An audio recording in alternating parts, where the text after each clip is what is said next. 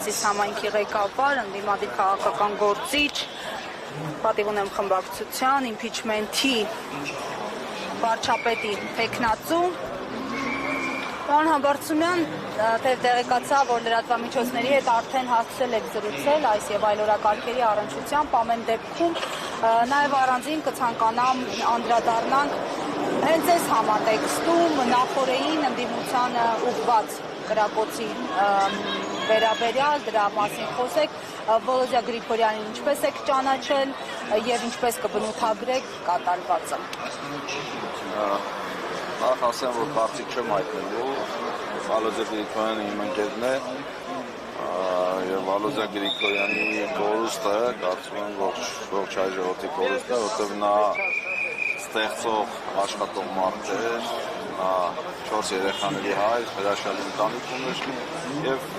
ոչ միայն համայնքի, այլև նաեւ մեր պետության համար մեծ կորուստ էր, այսքան այլ կարծիքներ, ընդդիմությունն ինչ ասում, իշխանությունն ինչ է խոսում, ես իմ սուբյեկտիվ կարծիք ունեմ եւ չեմ փորձի դրա մասին խոսել։ Պարոն Համբարձումյան, վերադառնալով իմպիչմենթի օրակարգին,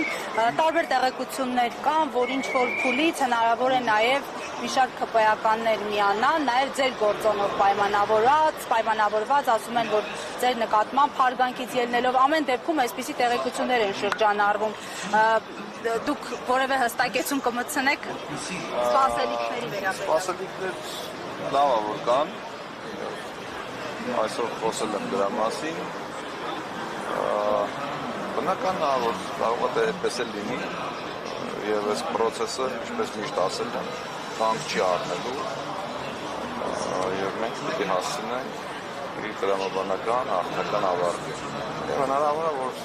իհարկե պիտի լինեն։ Պարոն Համբարձումյան, ամեն դեպքում իշխանություններն էլ պատրաստվում են ընտրությունների 2026-ի ընտրություններին, հնարավոր է ինչ-որ մի բան այնպես չգնա եւ հենց այս իմպիչմենթի օրակարգը դառնա շրջադարձային անկյունաքարային ընդդիմության համար։ Որ ինչ։ Որ հաջողեք եւ